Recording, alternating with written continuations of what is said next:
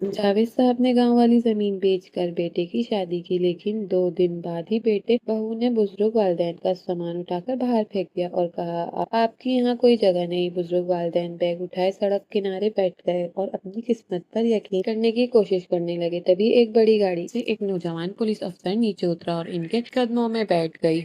जब उन्होंने इस लड़की का चेहरा देखा तो इन्हें अपनी आंखों पर यकीन ही ना आया, क्योंकि वो लड़की तो 20 साल से जावेद साहब ने पूरी जिंदगी मेहनत मजदूरी में गुजारी थी। इनके पास दौलत नहीं थी मगर इज्जत थी। गांव में इनका नाम बड़े एहतराम से लिया जाता था। इनके पास आबाई जमीन के अलावा कुछ खास नहीं था, मगर वही जमीन इनकी पहचान थी। अब इनके बाप दादा ने इसी जमीन पर पसीना बहाया था, इसी जमीन में इन बच्चों को पाला था। जावेद साहब अक्सर शाम के वक्त खेतों में बैठकर कहते थे कि इंसान अगर सब कुछ खो दे तो फिर भी अपनी मेहनत करके दोबारा कमा सकता है, लेकिन आबाई जमीन एक बार फिर हाथ से निकल जाए तो वापस नहीं आती। इनकी बीवी सकीना बेगम भी हर बार यही कहती थी कि इस जमीन को आखिरी वक्त तक संभाल कर रखना, क्योंकि यही हमारे बुढ़ापे का सहारा है। जावेद साहब का इकलौता बेटा फराज शहर में नौकरी करता था। इसने कई बार अपने वालिद से कहा कि अब गांव की जिंदगी खत्म हो चुकी है, लोग शहर शहर में घर बनाते हैं, कारोबार करते हैं। आप भी अपनी जमीन बेचकर मेरी शादी कर दें, ताकि लोग कहेंगे कि जावेद साहब ने अपने बेटे की शादी बड़े शान से की है। शुरू में जावेद साहब ने हर बार इनकार कर देते, मगर फिर रिश्ता ऐसा है कि पूरा खानदान खुश हो गया। लड़की एक अमीर घराने से ताल्लुक रखती थी। इसके वालिद ने साफ कह दिया कि शादी इज्जत के मुताबिक होनी चाहिए, बारात भी अच्छी होनी चाहिए, जहेज की जरूरत नहीं मगर तकलीफ बड़ी होनी चाहिए। ये बात सुनकर फराज ने अपने वालिद पर दबाव डालना शुरू कर दिया और वो रोज यही कहता कि अगर अब्बा आपने मेरी शादी सादगी से की तो लोग मेरा मजाक उड़ाएंगे, मेरे दफ्तर वाले कहेंगे कि गांव का लड़का है, कुछ नहीं कर सका। सकीना बेगम ने भी शोहर को समझाया, हमारी एक ही औलाद है, अगर इसने खुशी के लिए जमीन बेचनी पड़ जाए तो बेच देते हैं, आखिर ये सब कुछ इसी का है। जावेद साहब कई रातें सो न सके, वो बार बार जमीन के कागजात देखते और खामोश हो जाते। आखिर एक दिन उन्होंने भारी दिल के साथ दस्तखत कर दिया और जमीन तो कई नस्लों की निशानी थी, किसी और की हो गई। जमीन के पैसे मिलते ही शादी की तैयारियां शुरू हुई। शहर के बड़े मैरिज हॉल में बुकिंग हुई, महंगे कपड़े खरीदे गए, बेहतरीन खाने का इंतजाम किया गया। दूर दूर से मेहमान आए, हर कोई कह रहा था कि जावेद साहब ने तो कमाल कर दिया, उन्होंने अपने बेटे की शादी किसी रईस की तरह की है। ये बातें सुनकर जावेद साहब के चेहरे पर मुस्कुराहट आ जाती, मगर दिल के किसी कोने में दर्द भी था, क्योंकि वो जानते थे कि इस खुशी की कीमत उन्होंने अपनी पूरी जिंदगी की कमाई देकर अदा की है। शादी बड़ी धूमधाम से हुई। दुल्हन नायला बहुत खूबसूरत थी, तालीम याफ्ता भी थी, लेकिन इसकी आंखों में गुरूर साफ नजर आता था। शादी के पहले दिन ही इसने घर को गौर से देखा और आहिस्ता से अपने शौहर से कहा, ये घर बहुत छोटा है, मेरे रहने के काबिल नहीं। फराज ने हंसकर कहा, चन्ना ने नया घर ले लेंगे, अभी तो यही है। नायला ने कुछ नहीं कहा, मगर इसके चेहरे पर साफ जाहिर था वो इस माहौल से खुश नहीं। 2 दिन तक घर में मेहमान आते रहे, सब खुशियां मनाते रहे। सकीना बेगम अपनी बहू का हर तना ख्याल रखती रही, इसके लिए अलग अलग खाने बनाती रही, इसके कपड़े संभालती, मगर नायला कभी शुक्रिया तक ना कहती। जावेद साहब ये सब देखते मगर खामोश रहते। वो सोचते, नहीं, लड़कियां आहिस्ता आहिस्ता सब सीख जाएगी। तीसरे दिन सुबह जावेद साहब हजने मामूल फजर की नमाज पढ़कर आए तो देखा कि घर के सहन में इनके कपड़े और बिस्तर पड़े हुए हैं। इन्हें पहले तो लगा शायद सफाई हो रही है, मगर उन्होंने देखा कि सकीना बेगम का सामान भी बाहर रखा है। वो हैरान रह गए। उन्होंने अंदर जाकर फराज से पूछा, बेटा ये सब क्या हो रहा है? फराज ने नजरें चुरा ली और कुछ ना बोला। तभी नायला आगे बढ़ी और सख्त लहजे में बोली, अब ये घर हमारा है, आप दोनों के लिए यहाँ कोई जगह नहीं है, आप लोग कहीं किसी और जगह चले जाएं। ये सुनकर सकीना बेगम के हाथ से पानी का गिलास गिर गया। उन्होंने कांपती हुई आवाज में कहा, बेटी ये कैसी बात कह रही हो, ये घर तो हमारे नाम है। नायना ने तंजिया हंसी के साथ जवाब दिया, घर चाहे जिसके नाम हो, अब यहाँ फैसला हम करेंगे और हमें आजादी चाहिए। हर वक्त बुजुर्गों की खिदमत नहीं कर सकते। जावेद साहब ने अपने बेटे की तरफ देखा। इन्हें यकीन था कि फराज फौरन अपनी बीवी को डांटेगा, मगर फराज खामोश खड़ा रहा। उसने सिर्फ इतना कहा, अब्बा बुरा मत माने, मगर यही बेहतर है, आप लोग गांव के में किसी रिश्तेदार के पास चले जाएं। ये अल्फाज जावेद साहब के दिल में किसी तेज खंजर की तरह लगे। उन्होंने कांपते हुए हाथों से अपना बैग उठाया। सकीना बेगम की आंखों से मुसलसल आंसू बह रहे थे। वो बार बार अपने बेटे को देखती रही, शायद वो आखिरी लम्हे انہیں روک لے، مگر ایسا کچھ نہ ہوا۔ نائلہ نے دروازہ بند کر دیا۔ دونوں میاں بیوی سڑک پر کھڑے رہ گئے۔ چند لمحے تک وہ خاموش ایک دوسرے کو دیکھتے رہے، پھر آہستہ آہستہ چلتے ہوئے سڑک کے ایک کنارے درخت کے نیچے جا بیٹھے۔ جاوید صاحب نے اپنا سر دونوں ہاتھوں سے پکڑ لیا۔ سکینہ بیگم روتے ہوئے کہا، ہم نے اپنی ساری زندگی کی کمائی اس بیٹے پر لگا دی اور آج اسی نے ہمیں بے گھر کر دیا۔ جاوید صاحب کی آنکھوں میں آنسو آ گئے، مگر انہوں نے خود کو سنبھالتے ہوئے کہا، شاید یہی ہماری قسمت تھی، اللہ ضرور کوئی راستہ نکالے گا۔ اسی وقت دور سے ایک چمکتی ہوئی لگژری گاڑی آ کر ان کے سامنے رکی۔ گاڑی کے دروازے کھلے تھے تو پولیس کی وردی میں ایک نوجوان خاتون آہستہ سے باہر نکلی۔ اس کے ہاتھ میں 2 پسٹل بھی تھی، مگر اس نے انہیں وہیں رکھنے کا اشارہ کیا۔ وہ تیزی سے جاوید صاحب اور سکینہ بیگم کی طرف بڑھی اور اچانک ان دونوں کے قدموں میں بڑھ گئی۔ جاوید صاحب اور سکینہ بیگم حیرت سے اس نوجوان افسر کو دیکھنے لگی۔ جب اس نے سر اٹھایا اور آنکھوں میں آنسو لیے کہا، بابا، اماں، مجھے پہچانا؟ تو دونوں کے چہرے رنگ بدل گیا۔ ان کی سانسیں جیسے رک گئی، وہ کیونکہ ان کے سامنے بیٹھی وہ لڑکی کوئی اجنبی نہیں بلکہ وہی چہرہ جو 20 سال پہلے ہمیشہ کے لیے ان کی زندگی سے غائب ہو گیا تھا، جسے وہ کبھی دوبارہ دیکھنے کی امید بھی چھوڑ چکے تھے۔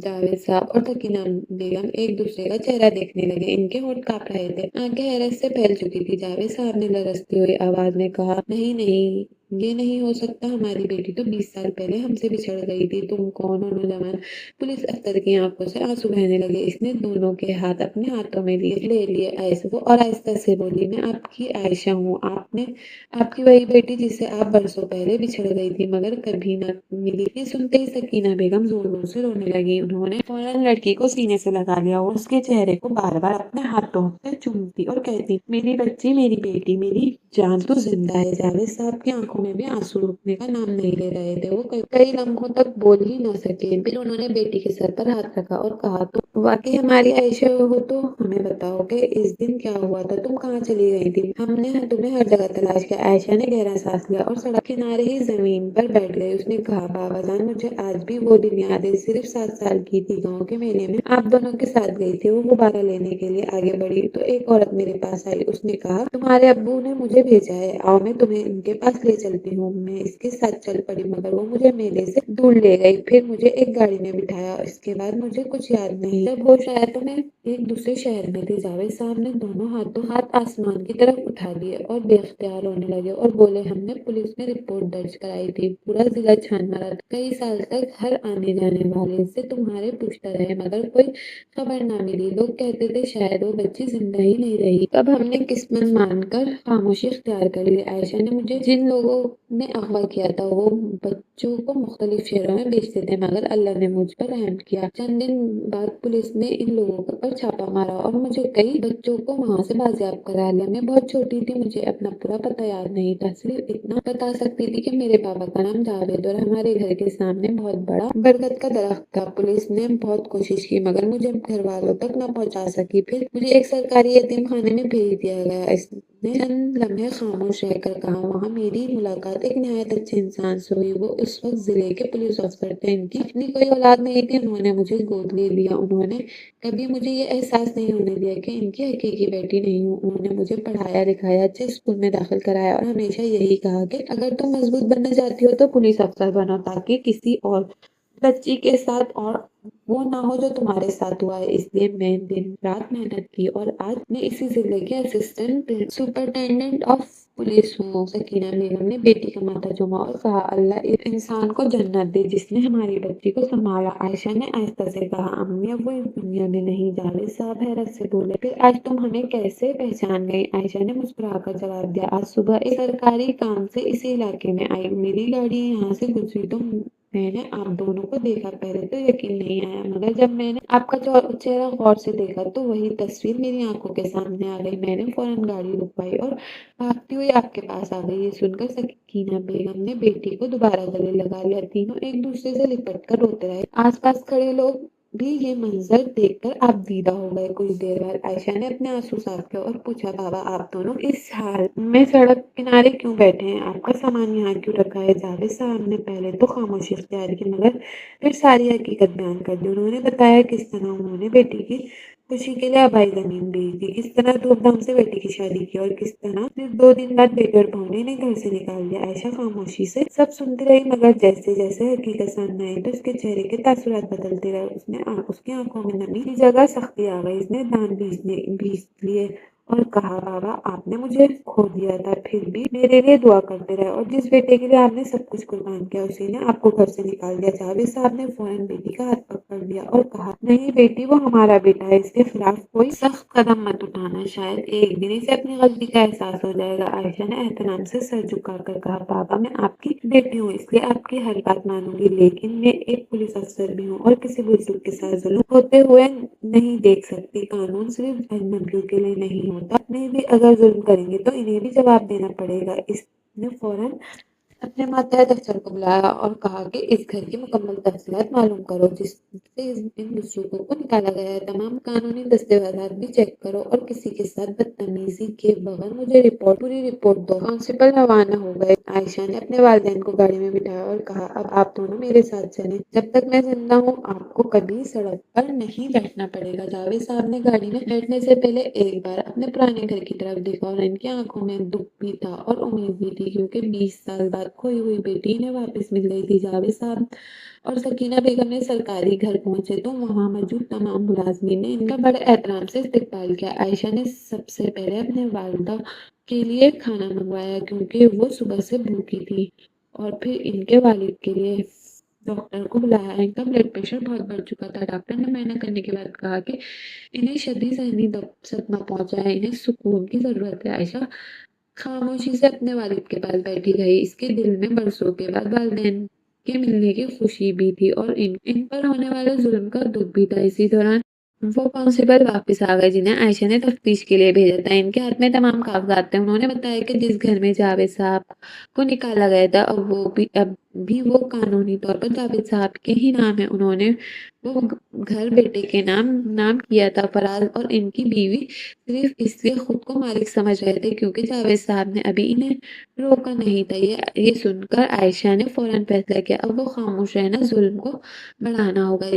اس نے پہلے اپنے والد سے اجازت مانگی۔ جاوید صاحب نے گہری سانس لیتے ہوئے کہا، بیٹی، میں اپنے بیٹے کو جیل میں نہیں دیکھنا چاہتا، لیکن اسے اپنی غلطی کا احساس ضرور ہونا چاہیے۔ عائشہ نے سر ہلایا اور کہا، بابا میں بھی یہی چاہتی ہوں کہ کچھ دیر بعد پولیس کی 2 گاڑیاں فراز کے گھر کے سامنے رکی۔